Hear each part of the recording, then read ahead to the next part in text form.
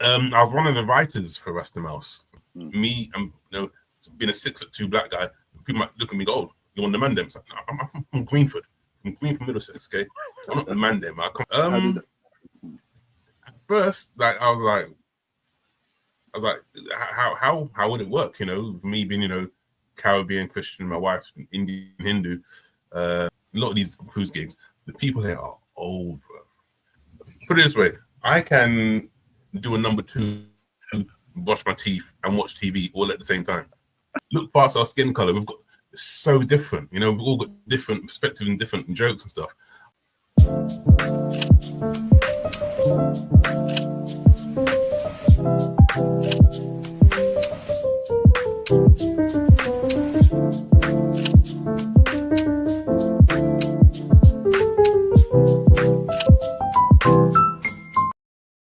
Hi guys, welcome to another edition of Behind the Funny. This week's guest, we have Nathan Caton, someone who I've known for a long time, but we'll get into that.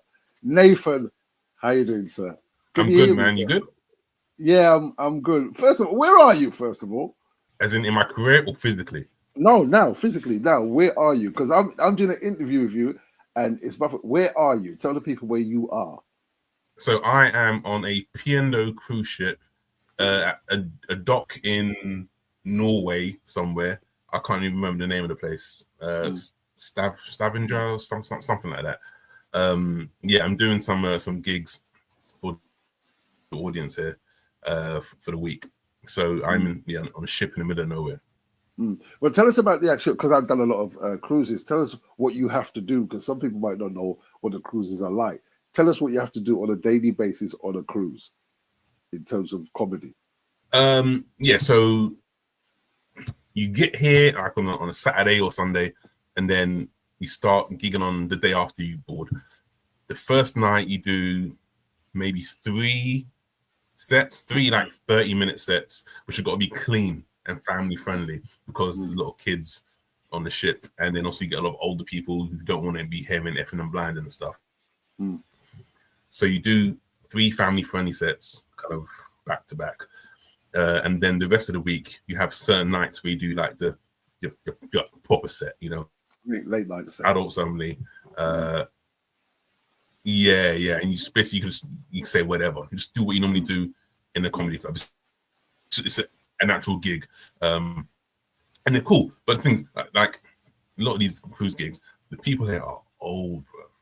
I mean, it's cool. I mean, I'll still rock it, but bro, from like proper, like, yo, like, man, who is the captain? Joe Biden. You guys are old, bro.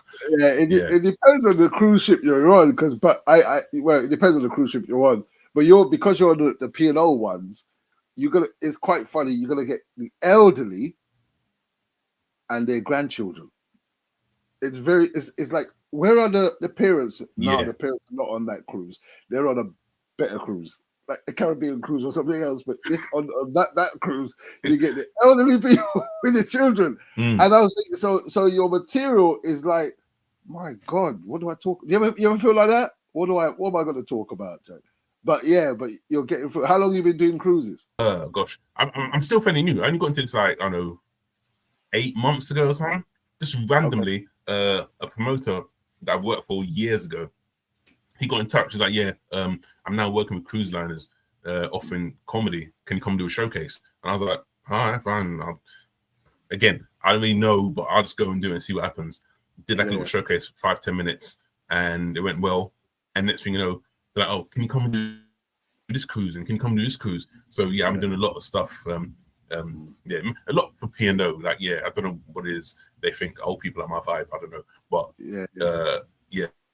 I'm doing P&O cruises since like end of last summer. And another thing with the cruises, people might think it's wonderful for the comedians. Where did they stick you on the ship? Listen, put it this way: I can do a number 2, brush my teeth, and watch TV all at the same time. I know everything about cruises. Tiny little cabin. But you're down there at the bottom of the ship. You might as well just roll the ship, brother. Nathan, Yeah. All right, no problem. Nathan, tell us about yourself. This is a general question that I ask everybody. And first of all, I need to know what got you into comedy. Oh gosh. I mean, I've always been interested and intrigued by comedy from like when I was young. Like growing up, my family used to watch a lot of like old school Lenny Henry and then like Eddie Murphy. And I was watching like Eddie Murphy probably when I shouldn't have been because I was too young. So the seeds were kind of planted there. And then when I was 14, I was asked to do well, I was kind of dared to do some stand-up comedy at a church talent show. And because I was a teenager, I was a cocky teenager, I was like, yeah, I'll do it. Went on stage, did about 5 minutes, did jokes about people in the congregation and stuff. And the buzz that I got afterwards, I was like, oh, this is good. And so it was like, okay, maybe, you know, it's maybe in the back of my mind, thought maybe I can do it, but because I come from like a very not hardcore, but very traditional Caribbean family where like comedy is not a job, it's a hobby, right. So I didn't really pursue it until I got to university. I went to university, you know, got my education and stuff. Comedy was just meant to be something that I do just to help pass the time, and then ended up kind of doing it. Okay, let's stop you there. What are you educated in? So my degree is in architecture. Oh, that's a big contrast, isn't it? Yeah. Well, I like, I'm a bit of a geek for numbers and stuff, and I like drawing and designing as well. So it kind of made sense. But yeah, comedy just was like an outlet for me. It just turned into a job. Okay. So when did you start being a comedian officially? When I started, 19 years old, did some gig. It's an old street. Well, it's not there anymore. It's now a Sainsbury's local because that's how awful this place was. It was terrible. Yeah, there's about maybe 12 people in the gig. Half of them were the comedians. There was people playing pool behind us on the stage, the curtain sectioned off. Yeah, I mean, it couldn't have got any worse. The only way was up after doing that gig. Was it a bad gig or was it? It was awful. It was awful. The setup was awful. The lack of audience was awful. The noise from people playing pool behind us. It was just everything that is wrong with the Central Comedy Club was how that comedy club was. It was bad. It was like so quickly put together open mic night. And then I went on stage and I didn't really make it any better. I stunk the place out. When I say I died on my backside for 5 minutes, which felt like 2 hours. But even though I died, I liked being on stage, right? Like I don't know, kind of had the confidence of comfort of being on stage. Didn't have the material, but I had a stage presence. Okay. So you went with your stage presence because I met you at a place in West London, Iron Bar. Was it called the Iron Bar? I think that's when I first met you. Was that when I first met you at the Iron Bar? Yeah, but in Ladbroke Grove. Yeah, and I was telling them to give him a chance. He wanted to come on stage. Let's give him a chance. And I remember seeing you, and I was thinking, "Wow, this guy needs some work, man. This guy needs some work." Yeah. Can you remember that gig? Can you remember that gig at all, or? I remember the setup of the gig. I remember there were large glass windows to the left of the stage. I remember that. And like if you walk past, you could actually look inside. That's right. And see the gig for free when people have been paid to be inside. I remember that. There was I think a seating area for the acts upstairs. Yeah. And then I remember was it Carlton who ran the gig? It was Carlton's show, yeah. It was Carlton. The comedy rooms, yeah. And I was the host for the comedy room. Yeah. So it was great. I remember being excited but not having the material. Right. I remember that. I remember going on stage, be like, yeah, I'm doing a gig. But yeah, I had scraped together 5 minutes. But again, it was just I like being on stage, and I just thought, okay, I'm grafting. Because what's happened to you is, or sorry, what I've noticed happened to you is, you got the stage presence, but you didn't have the lyrics at that time, right? So what happened? What made you change, or what did you see or foresee that you needed to do to make you into a better comedian? Well, okay, but it's very kind of to say, because some people say I still don't have the lyrics. I don't know. It's just, I think just with every comedian, it takes time to find your voice. Okay. And that's what I was doing. I was just that I was doing it at gigs in front of audiences. Some audiences didn't have the time, didn't have the patience for me to find my voice. They wanted jokes, whereas I was kind of going through it gig by gig, working out what makes me me and what I can say on stage. So it was just a lot of time and a lot of trial and error, basically. Because at the time, I know you was a bit scared for some strange reason to perform in front of the black people, but you yourself felt more comfortable in front of the Caucasian audiences. And I wanted to try and find out, well, why is that? Or why was that for you? No, I wasn't scared. When I first started, I wanted to do black audiences rather than white audiences. So I thought they would understand me. So it wasn't a case of me being scared or anything. I just naturally thought I should just do black gigs because white audiences won't get my jokes. And it just happened to flip the other way around for some strange reason. And then you moved on. So what happened to you in your natural progression? Because you moved on. We're not going to get onto when you got signed. We're just that when you moved on from doing your shows, you went on stage, you realized that you had to get more material, and then you moved on. What was the magic moment for you? I'm taking you back. Yeah, probably when I did one of the those new act competitions. Right. I think it was like a laughing horse or something, amuse moose. One of those competitions where I think it was a semi-final, and it was me and then I don't know about 8 other comedians, and I was by far the youngest guy. I was 19. Everyone else is like, late 20s, 30 and stuff, talking about real stuff. And then I basically I didn't expect to do any get far. Did my semi-final, and I was just talking about my view on the world as a 19-year-old, which was totally different to everyone else on the gig. And I got through the semi-final, and I remember sitting there thinking, "Wow, I'm just a kid." But I was like, use it to my advantage, because everyone else's opinions are going to be totally different to my perspective and stuff. And that was kind of it. It was like, okay, talk about what it's like being a young guy, talk about things that are going on in the news, but from your perspective, and put your own spin on it. And I think that's where it kind of kicked off. I was like, okay, this is what I do. That's when you realized you found your voice. Well, I was starting to. I mean, I'm always evolving.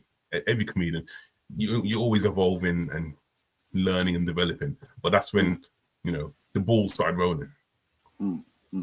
So what happened from there then? Because then you got signed. Was that something that you knew was going to happen, or was it a shock to your system, or how did that come about for you to get signed? It was something that I knew was going to happen. I mean, I was cocky, but I wasn't that cocky. I didn't assume I was going to get signed, but it was something I was thinking maybe in the future, if things go well and progress, I could get signed. But then I guess it just happened a lot sooner than I foresaw. So I did a student competition, which I ended up winning, the Student Comedian of the Year, back in 2005. And then from there, other things start to kind of fall, like, coincidentally into place. And like, I met a few TV people, and then I said I got signed and stuff. So a lot of things kind of happened, which I look back on it now and think it was too much too soon. I was not ready at all. But when you're young and you get these opportunities, take them in it. You don't say no. And how has that changed your life? I mean, it changed in the sense that I could get a few more gigs because, like, I had an agent kind of pushing for me and opening certain doors, or like I had that on my CV. I could have like Student Comedian of the Year signed by so and so. But in terms of that, I think that was probably it. Like, I wasn't like, oh, mum, I've made it. No, I was still living at my mum's. I was still having to pay the bills, and I was still, you know, a young kid who was scraping by and finding his way. I wouldn't say it changed my life drastically. I was still Nathan Caton out in the gigs hustling. Just I was getting a few more gigs here. And how has the comedy scene for you changed since you started compared to now? Get that? There's definitely a hell of a lot of comedians now. Like, yeah, there's way more comedians than there are spots in the clubs. That's what I've noticed. Like, everyone is trying to be a comedian now. Which, I mean, it's good in that, you know, there's a lot of great comedians, but then also you do get a lot of, you know, sometimes. Then you also got social media as well, which we didn't have, you know, when I first started back in 2005. Like, if we had like Instagram and Facebook and YouTube back in 2005, mate, the opportunities, you know, would be endless. So that's a massive game changer in terms of like the circuit and stuff, because now there's you don't need the gatekeepers. You know, you can do your own stuff on your social media and YouTube and bring the audience to you. So do you participate in the social media aspect of life, or do you just carry on riding the wave as you do? You know what? I was saying this to someone else recently. For a long time, I was kind of like against the whole social media and YouTube stuff. I was like, yeah, nah. Listen, call me a dinosaur, but I'm old school. I believe in going to the clubs, you know, gigging every night, working your way up the ladder, earning your stripes. I kind of looked at like social media like just like a cheat code, you know, because anyone can put something on social media and go viral, and then they're like, oh, I'm a comedian. It's like, oh, you know, no, I've never seen you in a club. I'm do another sketch. But I've learned to just evolve and embrace it. So now I'm pretty prolific on social media. I'm posting, you know, nearly every day or every other day. Clips of stand-up sketches. Like I do a lot of football sketches and stuff about, you know, getting older and stuff. So now I've learned to just kind of embrace it, you know, and just do my own thing, you know, bring an audience to me. Okay. What is it for you now, Nathan? Where do you see yourself going in this comedy industry? You know what? I could say I want to do this, and then something else happens. Because like at the moment, I've been doing theatre, doing a Rocky Horror Show, right? Okay. Which I never in a million years would have seen myself being part of. Like, the show is bonkers. You know, you've got grown men in fishnets and heels and stuff. I'm like, what am I doing here? How did I get this gig? You know what I mean? Like, so who knows? I mean, I'm open to this, you know, seeing where this takes me, but I'm always going to be in the clubs because that's my bread and butter. I'm always going to be a stand-up comedian. That's my base. I want to do more acting, theatre work. I'm constantly writing stuff. Like, I'm working on a sitcom idea, which is based off my tour show. I'm doing a tour in May called My Big Fat Blasian Wedding, which is about, you know, being married and all that stuff. So I've got different plates spinning. So comedy, acting, writing, it's just to see which thing kind of takes off and, you know, brings in the money, basically. Okay. Well, tell us about your bit on the Rocky. What did you say? The Rocky Horror Show? Yeah. Do you know the Rocky Horror Show? Yes, I do. That's why I want to know what bit you're playing on it. Okay. All right. No, I only asked that because, like, it is a very, I would say, a very white show. Like, a lot of the audiences are like 95% white. Okay. So I was very surprised, first of all, that I got the role, because I was like, why even me for? So I played the narrator. So I have various parts where I come on and off stage, tell a bit of the story, and then there's parts where the audience shout out, and so I get to kind of just interact with them, which I think is why I got the role, because as a comedian, I'm like, oh, you're used to audience interaction. So yeah, I come out, tell the story, they shout out, I give a few jokes back, and then I'm off. And I do that a few times during the show. It's a fun show to do, but it's just totally different to anything I've ever experienced. Right, okay. I just wanted to know what part you was playing. All right, if you're the narrator, That makes perfect sense. You say you're going to be doing your solo show coming out in May? Okay. How many solo shows have you done? First of all, you get that. So this one will be my 4th, I think. Oh. Okay. There was Get Rich or Die Crying, Stratum for the Sex. Let's talk about Vex. Yeah, fourth one. Well done to you, bro. And because what was it? How long have you been doing comedy now?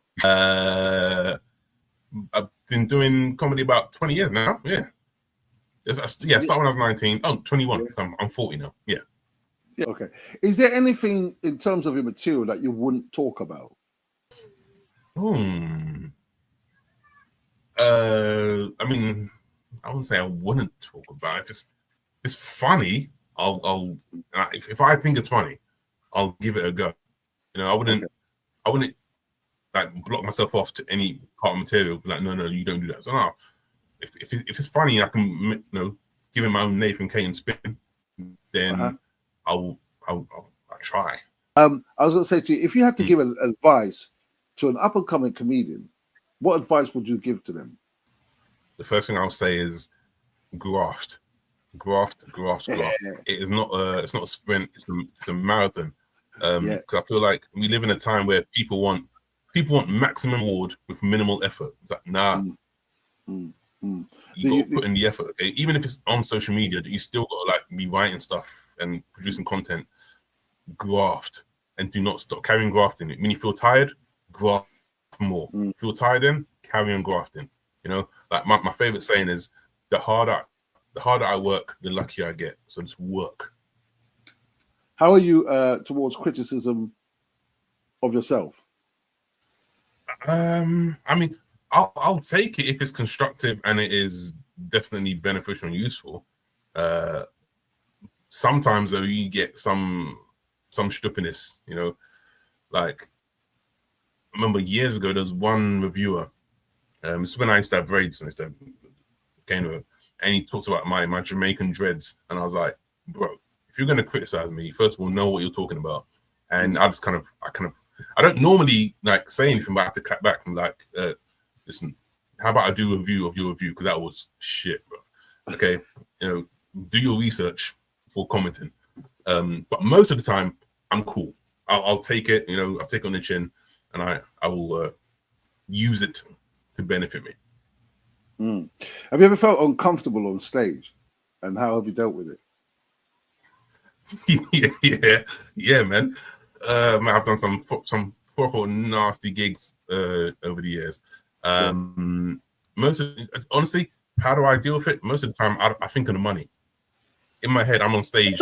I could be dying. They're not liking me. I'm just going there. £10, £20, £30. You know, until I've done my time. Like, yep, I've got the money. I've earned. I've fulfilled my contractual obligations. I'm done. Well, people might not be aware of who you are. How would you describe yourself? Charming, personal. I hope. Who's just given, yeah. So I give my own stories, and I have personal anecdotes and social commentary anecdotes. In my own charming way. Okay. That work? Yeah. It's what you're. It's you, isn't it? This is how you're describing yourself. I mean, I might be very deluded. No. You no. From what I know of you, because I haven't seen you perform for a while. But remember, I know you from when you first started compared to now, and we haven't crossed paths on the circuit just yet. But I'm sure we will at some stage. When it comes to writing your material, right? Where do you get your inspiration from? My inspiration comes from just my life. You know, it could be what's going on in the news, which I want to talk about because I feel like I've got a particular opinion on it, and then stuff going on in my personal life. Like at the moment, that my tour show is about my wedding because I got married like 2 years ago, and so I got so much material from. You know, hold on a minute. So you got married. I never got no phone call saying, "Hey, Pete, you're invited to what kind of secret wedding is this, brother?" Congratulations, by the way, bro. Listen, you know, do you know how many people like? So my wife is Indian as well. Okay, so you put it together. Do you know how many people we had to invite? I was like, who's paying for all this? Yeah, right. yeah. So yeah, we kind of Carl was the word that I used so much to my wife. Like, yo, pick your favorites and invite them. We're not inviting everyone. Pick your favorites. Okay. See, I'm not so yeah, so because I got so much inspiration, so much material from like getting married and planning a wedding and stuff. That kind of inspired a whole bunch of material for me. So yeah, my inspiration comes from just things that I go through or things that I see. So you say you're married to another culture, and how did they take to you? First, like I was like, how would it work? Me being Caribbean Christian, my wife's Indian Hindu, but you know what? We're so similar. Like Caribbean and Indian cultures, there's so much like crossover and similarities. Like the love of food, music. The family togetherness. The inability to be on time for anything. Our wedding was so late. Jeez. Okay. Who was late? You were the bride. Okay, so she was late for the start, and then that had a knock-on effect, and everyone was late. Even the caterer, we had the Caribbean caterer turned up 2.5 hours late. Man, you have children now, or you planning to have children? Nah, no kids. I mean, my wife is on it. She's broody. She's like, oh, I want a kid. I'm like, listen, I just want to play my PlayStation 5 in peace, yeah. When it comes to comedy, do you think there's an expiry date for comedians? No, not if the comedian is constantly like writing and working and evolving with time. If the comedian's just staying in the same spot, running on the spot, then yeah. But you with anything, you got to just move with the times. Like you can't be doing jokes about I don't know, like Blockbuster in 2025. It's like, bro, what year? No, you got to move on. So no, I think there's plenty of comedians who've been doing this for decades, and just keeping it fresh. Who's a person that you'd love to perform with next or in the future? Ooh, that's a good question. Who would I love to perform with next? You know what? I'd love to do a show with like like in America they've got like the original Kings of Comedy and like Def Jam and stuff like that. I'd love to just do like a showcase, like just like the Black British comedians, because I feel like we don't really get to gig and work together as much, because we're all busy doing our own things. And also, even though it's 2025, you still get some, not all. It's changing a lot now, but you still get some promoters who be like, yeah, I won't book you and Marlon or you and Ori on the same bill because it might be too similar. So no, just look past our skin color. We've got so different. We've all got different perspectives and different jokes and stuff. I love to be part of like like a Black British showcase. I will be putting that together. Trust me, you'll be a part of that. Have you ever? How do you write your material? Are you a words person? Do you write it full out? Do you just improvise? How do you go about writing your material? I used to when I first started, I used to write it full word for word, right, like an idiot. And then I'd go on stage, and how I would say it on stage would be totally different to what I wrote out. Because obviously, when you're on stage, you're going with the vibe and stuff. Things happen, so you end up saying different things and talking to me, go off tangents.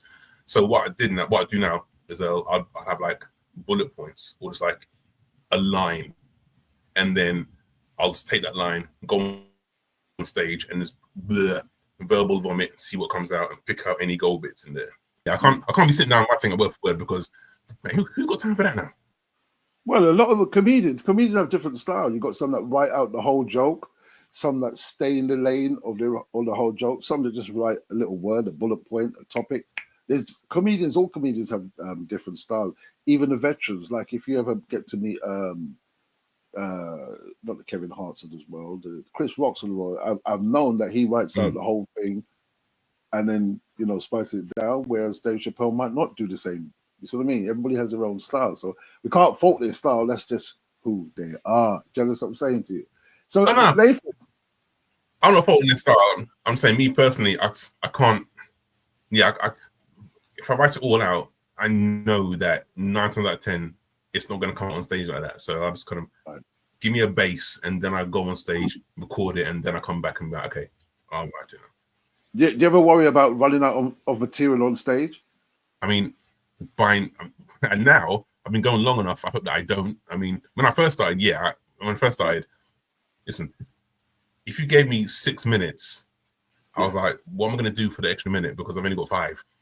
Right. Whereas now I'm like, okay, I like to think now that I can go on stage and like, okay, I've got enough in the bank where I could pull stuff out. I want to do more touring. Stand up is like, I said, that's my bread and butter. I want to do more. I'm going to do bigger tours, progress to do bigger venues. I really want to get my my sitcom made. And yeah, I want to be a better comedian, but also I don't know. I feel like I want to portray that there's more than one narrative to the Black British male, and I say that because there's so much diversity in us, just the black male. Okay, but most of the time, especially in British television, what you're seeing is the top boy. You're seeing the man them. And listen, I'm not knocking it because that's great, right? But that's not the only story we have to tell. We have more. Me, I'm being a 6'2" black guy. People might look at me and go, "Oh, you're on the man them." It's like, no, I'm from Greenford, Middlesex. Okay, I'm not the man them. I come from the suburbs. But you don't see that stuff. You don't see that story. All you see is, you got food here. Like, come on, I want to see more of our stories been told. Right. So what I was going to say to you, you do a football show. Tell us about the football show that you do. Yeah, well, I did do it because then I had to stop because I got so busy. But so I did a show called Studs Up, which was on Facebook Live, which is like it's like a light-hearted comedy kind of, I can think news night or question time, but for football. So we just analyze football, have jokes, little segments, little games and stuff. Because I'm a big football fan, and there's so much like natural banter and comedy in football. So any chance to chat football and make jokes, I'm there. So let's find out one thing though. What team do you support? I support Brentford because I'm a West London boy. So Brentford. Okay. All right. I thought you said you was a big football fan. All right. Yeah. See, I knew. Yeah, I'm an Arsenal man. Yeah, we all know this. Listen, what else? Because you played a part in Rasta-mouse, the cartoon on TV for children. What did you do for Rasta-mouse? I was one of the writers for Rasta-mouse. There's a few of the episodes which got my name credited to it, and again that came unexpectedly, man. Just life chucked these little curveballs at you, because I never thought I'd be writing for like CBeebies. It's like, well, no, I'm a stand-up comedian. I'm in clubs, saying all sorts. You want me to write for kids? But yeah, it came from doing Paramount comedy show years and years ago. The producer on that, he saw me, do stand-up. He knows like my work, so I talk about like my grandma and all that kind of stuff. He's like, can you like bring some of that Caribbean storytelling to this show? So I ended up writing for that, and then from doing Rasta-mouse, I ended up writing for Jojo and Gran Gran, which is about a little girl and her relationship with her grandma, who's from St. Lucia. And they're like, again, so can you bring some of that Caribbean storytelling into this? So I used some of my childhood experiences with my grandma, and applied it to the show, and it's great. It's a great show to watch. What else is in the pipeline for you then, in terms of writing for these shows? Or I know you want to do. I know you're thinking of doing your own series or your own TV show. So well, I'm just waiting for a football show on CBeebies again. Kid shows, man. They keep coming to me. I'm like, are you sure? But yeah, maybe it's telling you that you need to get a child because you keep writing for children. Yeah, writing Hey, for. listen, can you edit that bit out? I don't want my wife to see this. No, can you? So you say you're writing for another TV show, which is going to be released when? It's coming out in the summer to coincide with the Women's Euros. Okay. Because it shows it's all about football. So yeah, this summer look out for it. It's called Football Fanatics. There you go. It's been a pleasure talking to you, Nathan Caton. He's a comedian, been doing comedy for 21 years. Some of you might not have heard of him. Some of you might have seen him before. But this is what I'm trying to say on Behind the Funny. I'm bringing to you comics that are funny, but you don't get to see. Nathan, tell us your handles where people can find you. Instagram at Nathan.Caton. Facebook is Nathan Caton. And Twitter, no, not Twitter, sorry, TikTok. Because I'm trying to cling on to my youth. Nathan Caton Comedian. Brilliant. Absolutely brilliant.